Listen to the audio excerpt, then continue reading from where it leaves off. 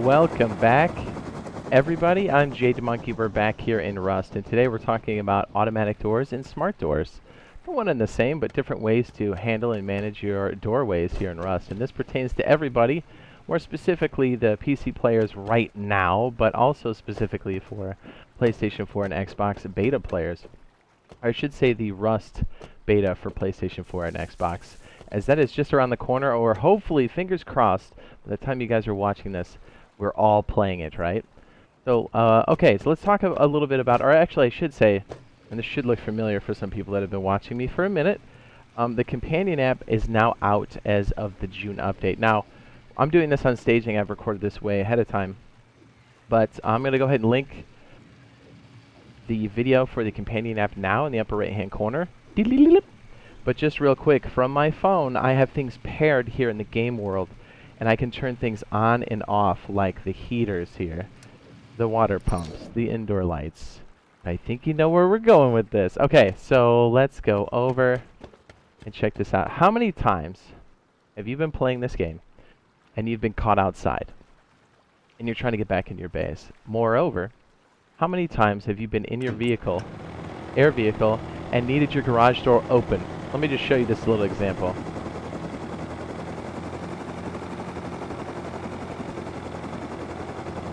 You're coming home, you're under some heat, people see that you have a helicopter, they would like to take it from you. I mean, after all, this is Rust. And you have to open, whoops, I'm already missing, I'm already blowing it. See, under pressure. You have to come home and you have to land and then open your garage door and you have no cover. This is a very common scenario. Don't break it.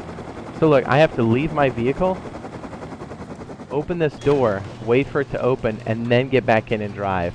That scenario leaves you extremely vulnerable. So I have a couple different solutions here. Some old, but this is definitely new. This is the one that's coming in the June update and will be for us on the Xbox and PlayStation Rust beta.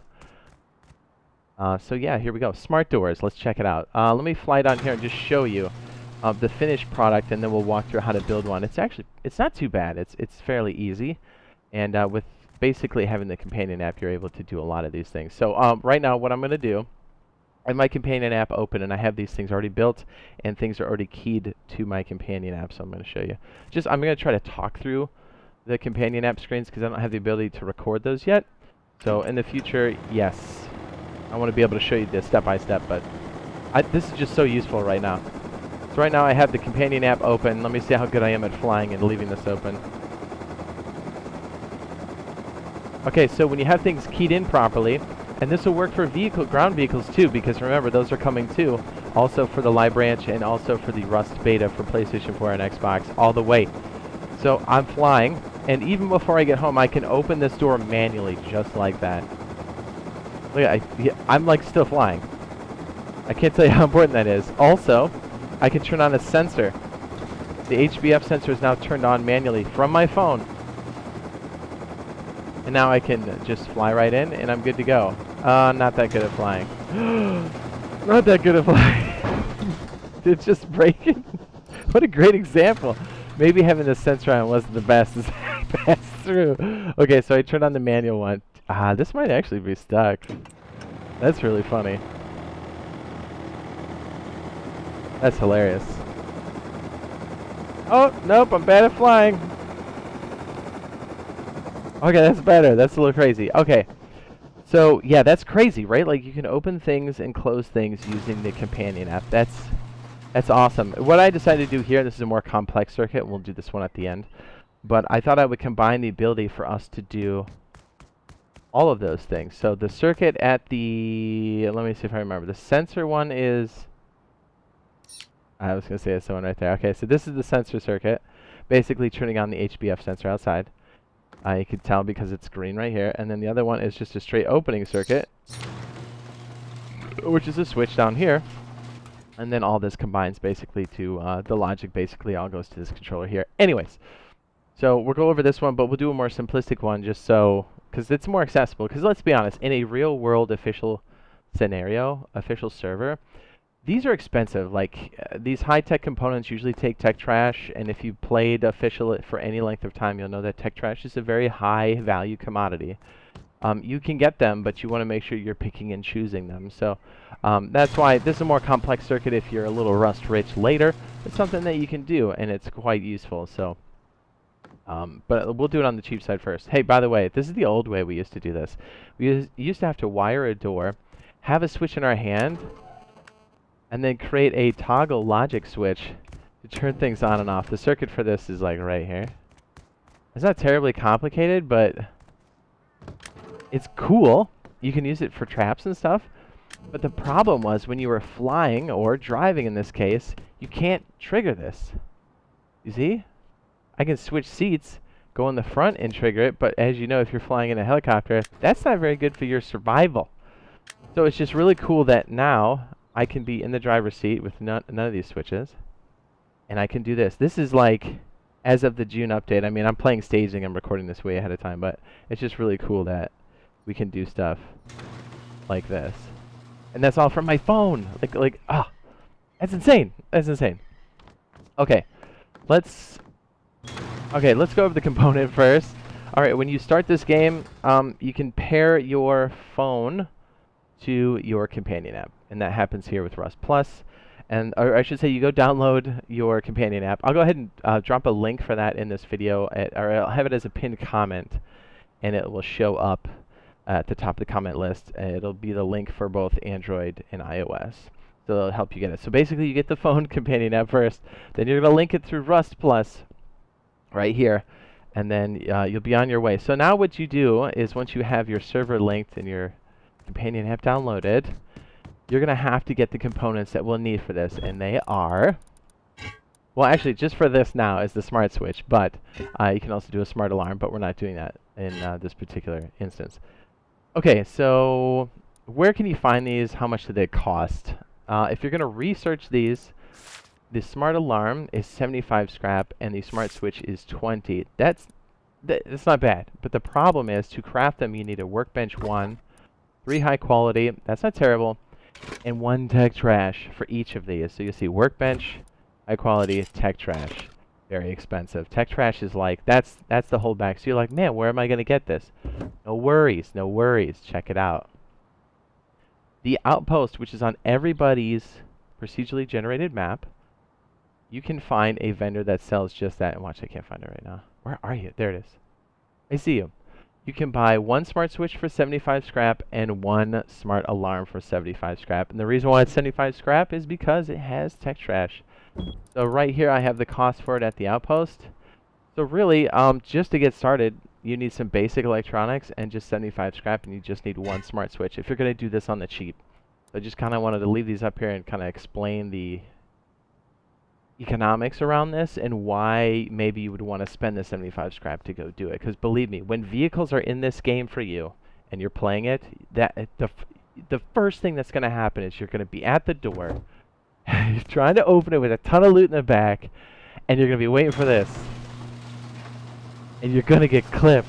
So you're going to be like, man, we need an automatic door. I'm telling you, this is the way to do it. So what I would recommend is just going to the outpost and picking up a smart switch. And really, that's all you need to really get started as far as the extra components for this. It's really easy. Okay, let me make sure I have all my pieces and parts here. I think I left them over here. We have a little example slot, and then we'll go over the more complex one, and we'll see. We'll probably be okay, because I don't want to make this terribly long. And then if you guys have any questions or comments, we'll take it from there and probably do another one in the future if you guys are interested. Because there's so many implications to this. It's so awesome. Possibilities. Implications? Is that even right? Did I even use that word correctly? Probably not. Okay, so first things first. We're going to go out here and we're going to pair the doors. Now this has changed slightly from any standard versions you might not know, so I'm just going to walk through how to do a pairing. So what you want to do... Actually, let me just take this off completely so none of this is confusing here. I already had this from earlier. Excuse. Okay, so if you have a door of any kind, please... There we go. Latency. If you have a door of any kind, preferably a garage door if you're going to be using the car vehicles and stuff, because it's... Yeah, you really want those. What you want to do is... Let me move this up. This is in the way. Come on now! You want to make sure that you've got your doors, a door controller. There we go, that's better. Sometimes these things will prevent you from placing stuff. Okay, so you have a door down, okay? And now you have a key lock. You're going to place your key lock and you're going to set a code. Okay, and then you see it's a red light. So we're going to pair something here, right? So we're going to take this door controller, and again, this is a very easy blueprint to find. I think it's 20 to research, it's 5 high quality. You have to be next to a workbench 1. You're going to make 1 door controller. And by the way, I'm in a specialty server. These don't stack like this normally. They typically show up like this. Actually, this is more realistic. Okay, so you want to stick it on the frame or close to the door you're trying to pair it to. A door you're trying to control. Now, when you first start, you'll see these like little grayed out lights. It's important to see these and know what they mean. So we want to basically make one of the lights green in order to pair it to this door, because how does this door controller know that it's paired to anything? It doesn't yet, so we need to tell it to do so. This is going to bug me. Anybody else? Just me? I'm the worst. Okay, so what you want to do is after you have something, either a code lock or a regular lock, you're going to go over here and unlock it. The door has to be closed. Then you can go over to this pairing, or this door controller, and now you can pair it. You know it's paired when the bottom light is green. Then I'm telling you, do not forget to go back over and then lock your door again. You don't want somebody coming up on your door while you're fixing it going, "Hi!" and just blowing you away, because it's Rust, man. That's going to happen. Okay, so now that that's set, now we've got our smart switch that we got at the outpost for 75 scrap, and we're just going to place it, in this case, let's just place it over here by the, yeah, let's place it over here. So I'm assuming you already have a power source and something going into a battery. I would suggest a medium battery to start. You could daisy chain or parallel a bunch of small batteries together, and I'll let you solve that, and that's its own fun equation, or fun puzzle to do. But we already have a battery here that's taking charge, and we have it coming over here to display, which is not necessary. It's just showing you how much charge we have coming in. Let me make sure the sun isn't blinding you here. And basically, so this is our power source, is what I'm telling you. And so coming out of the display is that said power source. So what you want to do is then plug this in, your power source, into the bottom of the smart switch you intend on using. All right. Okay, so what we do is after we have it placed, make sure you're authorized on the tool cupboard. Have your electrical tool in hand. Power this at the switch, or else you can't pair it. Make sure you have your phone handy, because you will need to pair it to said phone. And with your electrical tool in hand, hold E, then pair it. And now label it something like auto door.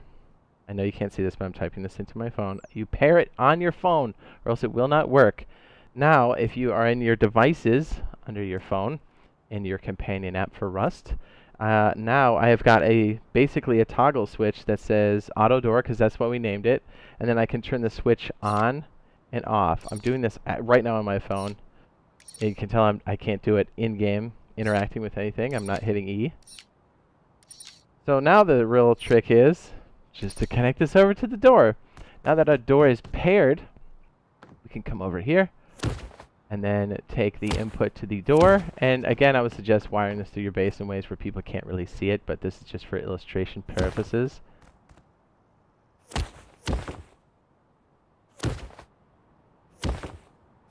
Sometimes I'm really obnoxious with my cables. Now that we have the smart switch connected to the door, we can do something like this. Now I have the companion app open, I'm under devices, and now where it says auto door, I'm going to hit the little, it's like the little toggle switch. It's going to open my door. Yeah. Smart doors. What? It's like the next thing, right? It's crazy. And I would suggest if you're using vehicles, because I know, I mean, that's just around the corner. Not I know, it is around the corner. And you're definitely going to want to put something like shotgun traps. So if somebody runs up on your doors, because these are so slow to close, you want to make sure you got shotgun traps to catch people slipping, and 3 is just enough to ruin somebody's day. I open and close that. Why don't I just use the smart switch? What a dummy. Hang on. I'm sorry, it's like a super big habit for official servers. So there you go. Power source. And these are dirt cheap. So Okay, so for this circuit, let's say we take this display out of here. Let's just assume that the power comes out of the top. And there's no display switch here. This takes 1 power unit, and this takes 1 power unit. That's it. And you can control it from your phone. I guess you could do it on a small battery, technically. You just need to make sure you've got a constant supply. Although if you're going to do anything meaningful above, like, single setup circuits, you're going to want a medium. And then I'm going to turn it off from the phone. How cool is that? That's crazy. Okay, so then, again, we can go over here and do something a lot more sophisticated and have an automatic sensor being turned on and off. Or we can have a door open and close at our leisure. Okay, so during a standard wipe, you're going to come across items and have the types of components and resources to pull this off. I wouldn't suggest doing this out of the gate, but something like this is definitely doable, right? Like, you literally can do this off a baby battery. A smart switch, as long as you go over and purchase this at the outpost. Like, that is so doable. Anyways, it's always about how much you can afford to make, because these are fairly expensive. Okay. Alright, so there's probably another big cut.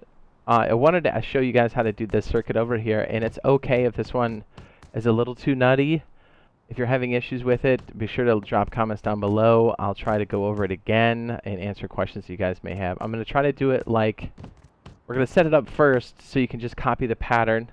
And I'm going to walk through the logic so people that want to understand it will hopefully help them out. And again, we'll be doing something like this again in the future, but if you have questions, be sure to leave them in the comments. So here we go. There's a combination smart door of Hbf sensor and smart switch open, and then you can control it all via your phone. You can control whether or not to have the sensor part on or just manually open the door via your phone. So I would suggest starting off with a power source and a medium battery. You definitely cannot do this on a small battery just by itself. Okay, so first things first, let's just have this door. It's an armored door. Let's go ahead and pair it and get that taken care of. So you need a code lock on there. We're going to take this door controller, because it's all about the door controller, right? We're going to unlock this, make sure the door is closed, and now pair it. It's now green, so we're good. We're going to lock the door again. So always, you don't want would-be attackers coming in and touching your cheeks. So you need a power source going into this battery. I'm in creative mode, so you do not have access to something like this. You would have to use solar power or wind or a combination thereof using root combiners. That is another story for another day. We're going to take this. This hurts so bad to do stuff like this, just to like throw things out. Okay, so first things first, we're going to take a splitter and we're going to place it on the wall, and we're going to make a smart switch right next to it. You know what's funny is I haven't done the spacing for this. This is going to be wacky. Okay, so let's go ahead and plug you into the main power source here.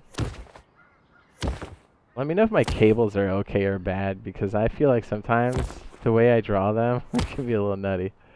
Okay, so we're going to power this electric switch. And now we're going to pair it to the app, the companion app. Go ahead and do that. Okay, so now that we have our companion app open and this is powered, I'm going to have my electrical tool in my hand, which is this guy here, and now I can pair it by holding action button on this smart switch. Holding action, now I can pair it. Now on my phone, I get a little dialog box that says smart switch.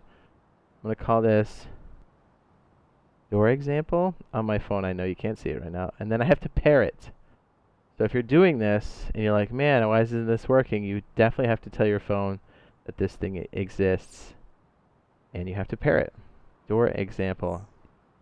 Okay, now that this is powered from my phone, I can open door example repeatedly. Oops, I had to remove the other one. There we go. And it works. Okay, we don't have this switch going to anything, so it's not powering anything. Because remember, we have 2 layers to this. We have the Hbf sensor. Well, actually, let me just show you. This does work. Ready?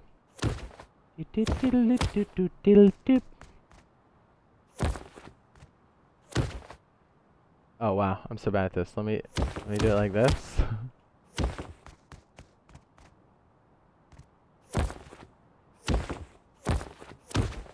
Okay, so just to show you that the smart switch works. In my app, and door open, door closed. The reason why we're not going to leave it wired is because this has to be put into another piece of logic. But I guess we'll do each stage as we go, because again, this is piggybacked on another idea here, and I don't want to make this video long, and I have a feeling it's going to be really long. Okay. And again, this probably should be its own video, but that's fine. Okay, so now let's do the Hbf sensor and kind of talk about how this little guy works. So we're going to put it on the interior here so we can explain it and showcase it better. But this would typically be on the outside because it has to detect people, but just for example purposes. Okay, so the Hbf sensor is awesome, but it has one drawback. And the reason why I'm going over this is because a lot of people get this wrong. If you have one thing to hook this thing into, it's great. 1 unit of power. But we're going to have multiple things it's going to go into. So we need the power output of this little guy to be more than 1.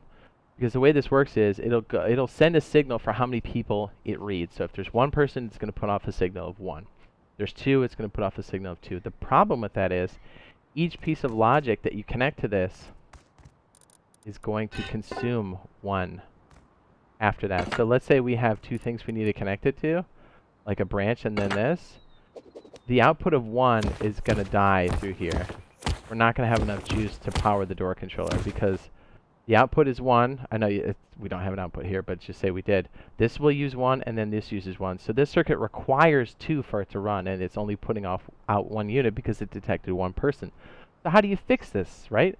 That's crazy. Well, one piece of logic that you can use here, or at least in Rust logic, is the AND switch. The AND switch is an excellent signal booster. Now, let me just show you what these little dudes look like, because they are a little bit on the confusing side. This is an OR switch. You can tell by these little red dots here. And then where the two red dots are sitting on the top next to each other on the same plane, that is an AND switch, and that's what we're looking for. We have an OR switch. The dots are right there diagonally. You can actually see it says AB right there too. And then here it says AB, but they're on the same level. Now the cool thing about the the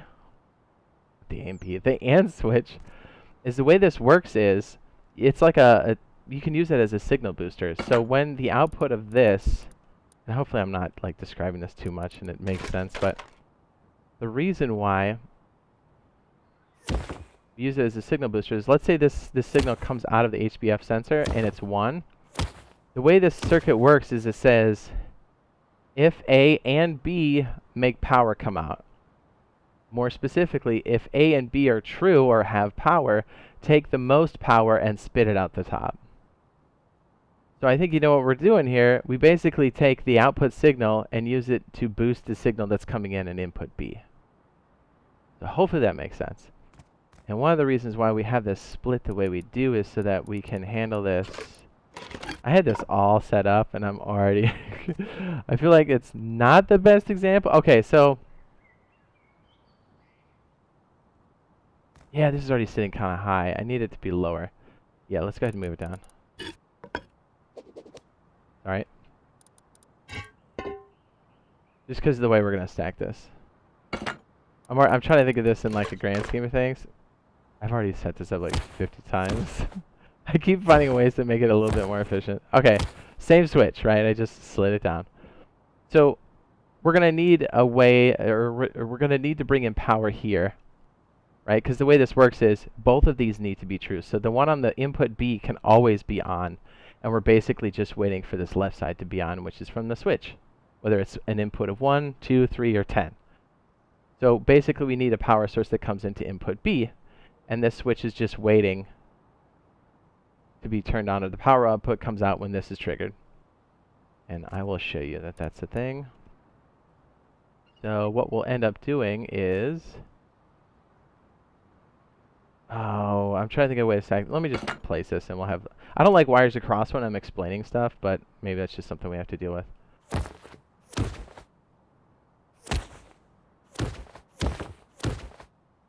And we'll create the branch here and say that it's 6. We'll put the input from over here.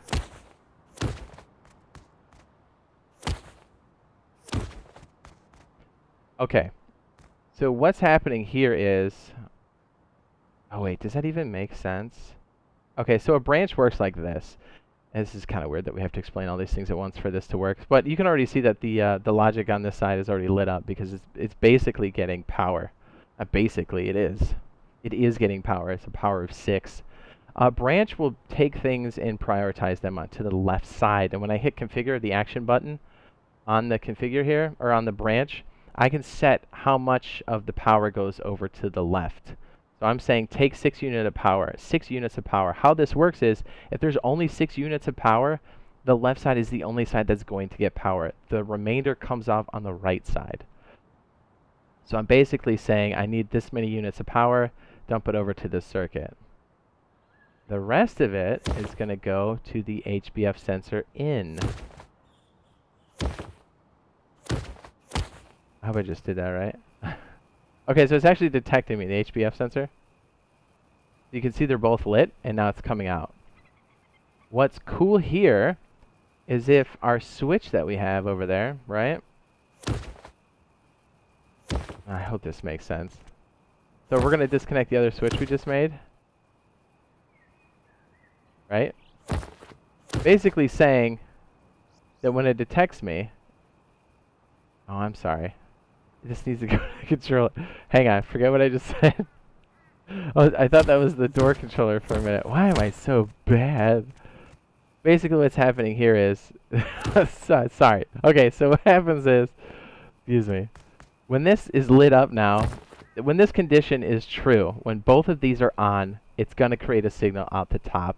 And as we know, all we're trying to do is get a door to open. I'm just going to drag it across the door frame like a jerk. But because that condition's met, these are green. This logic gate is activated, putting out the power, and so it's opening the door. This Hbf sensor becomes the condition or the trigger for it because we put this AND switch in between there. And we use this AND switch to boost the signal of this guy, because there's no way we could run this circuit through all this extra logic with one person being detected, because the output, look, the output that comes out of here is 1. It's coming out of the output is literally 1. So there's no way we could power this circuit and have this open if that were the case. So this AND switch acts as a signal boost. So basically you take in your unit of power that you're going to use, right? In this case our 49, and we just split it on the branch, right? We take the remainder, put it into the Hbf sensor. I told you this was a little nutty at first, but really, if you play with it, it does come to you. It looks crazy, but it definitely starts to make sense once you're playing with it in creative. I would highly recommend doing that. But anyway, so we take our main power, the remainder power comes out here, powers this Hbf sensor, and then when the sensor meets the rules for detection, let me go ahead and turn myself off here. Let me exclude authorized. So now it's not detecting me, it's just going to detect enemies. You see that this circuit closed. The one side is always on, because remember, we shaved off 6 units of power to always go off to the left of this branch, and we have it feeding into the B side of the AND switch. Let me make sure this thing's out. Right, so that powers this, and this switch, or this AND switch, only goes off when both conditions are met. So A and B are both true, then it spits out the top. And in Rust terms, it takes the power input that's the highest and spits that out the top. So in this case, we use it as a signal boost. So this one is definitely higher, 6 volts. 6 volts, 6 Rust volts or watts or whatever. And then we have it go in here. You know, what's weird is, I know it says 0 here, but trust me, we have 6 configured that come out the top, and these are all powered. And so this comes out here, and then goes into the AND switch. So when this is basically detects anybody above 1, or anybody above 0, so like 1, 2, 3, or higher, it's going to set this off. So watch, when I put this on... Oh wait, did I say... It always changes the position of this. You have to do this with your hammer, but include authorized. Now it's detecting me. Now you see how the switch is activated. Now you're like, that's cool, Jade. But now that we have these to work individually, how the heck do we get these to work together? Let me tell you. Here's our smart switch, right?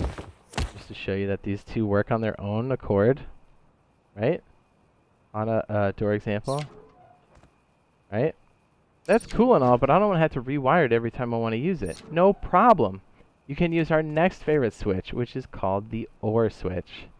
And it's not this little guy, as this is the AND switch. And remember, just look for the little lights. The one that looks like... Would it be 2 on a dice? Is that what 2 looks like on a rolling dice? You take an OR switch, and you take and put them in between these two pieces of logic. So this is a whole idea, right, which is the Hbf sensor. This logic right here. We're going to connect it to the OR switch, right? All of this. See my little laser pointer? This is all the logic for the Hbf sensor, the motion sensor, right? And the logic over here, this little guy here, is just the logic for the automatic switch from your phone. So you bring them all together using the OR switch, and it's just what you think it would be. It's either A or B, and then spit out the output. So in this case, we take the output of our our people sensor, stick it into the bottom of the OR, and then we take the output of this circuit, or this idea, and place it here. It's funny, because you really don't want both of these on. We don't have logic to catch that, but... So now these should work together. If either one of these are true, it's going to power the door. So you can already see right now that our motion sensor is detecting us, but we don't have it set to the door, so we have no indicator that the door is opening. But you can tell it's detecting us because this is green. And then if the phone app is on, the switch, let me turn that on, you see that that turns green. And so when either of these conditions are met, it's going to spit out a value on the top, or it's going to spit out current. So what we're going to do is we're going to take this and power the door with it. I'm trying to figure out a way to put this on the ground or something that would make more sense. Let me get closer. We just run this over to the door like so. Let's do it like this. This might look better.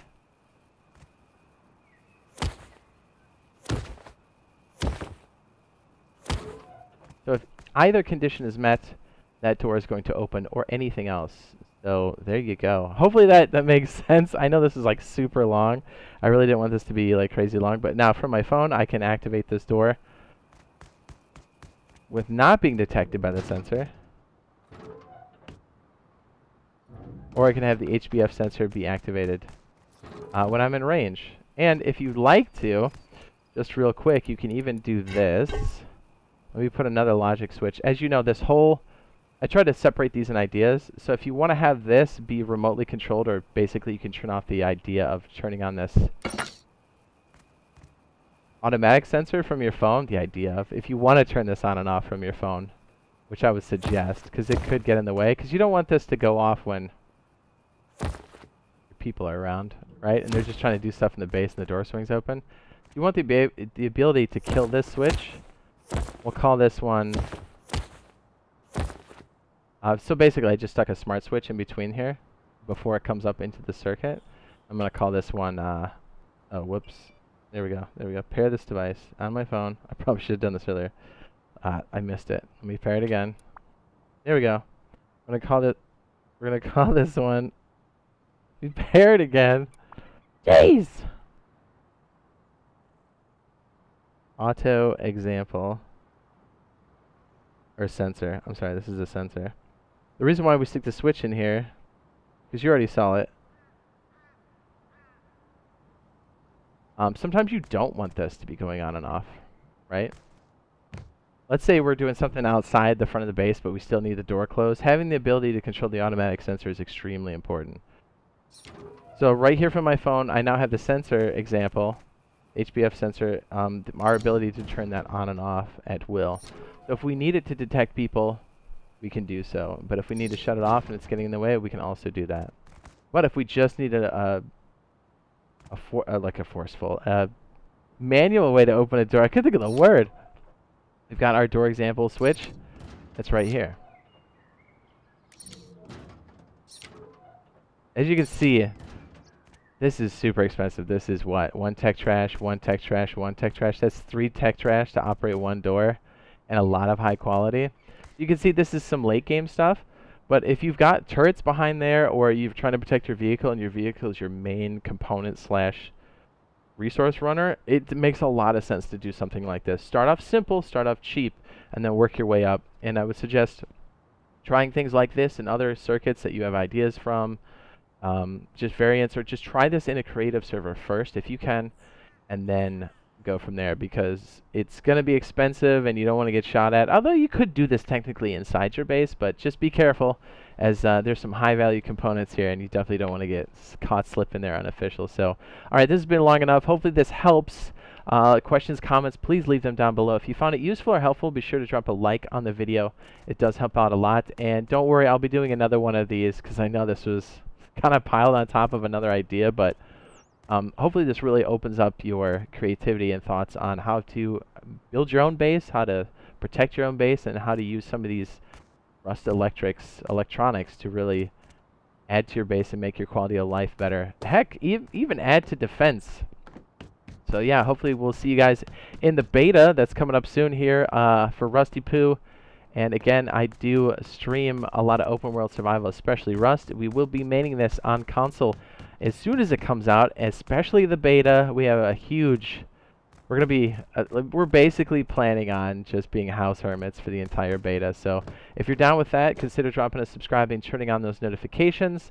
We do a lot of Rust videos as well, also with a lot of open world survival, but if you do subscribe and turn on notifications, it's a great way to stay up to date on Rust information, and it's a good way to find out when this is live for PlayStation 4 and Xbox beta, because we're going to be all over it when it hits. So, okay, we'll see you guys in the next one. Love you. Bye!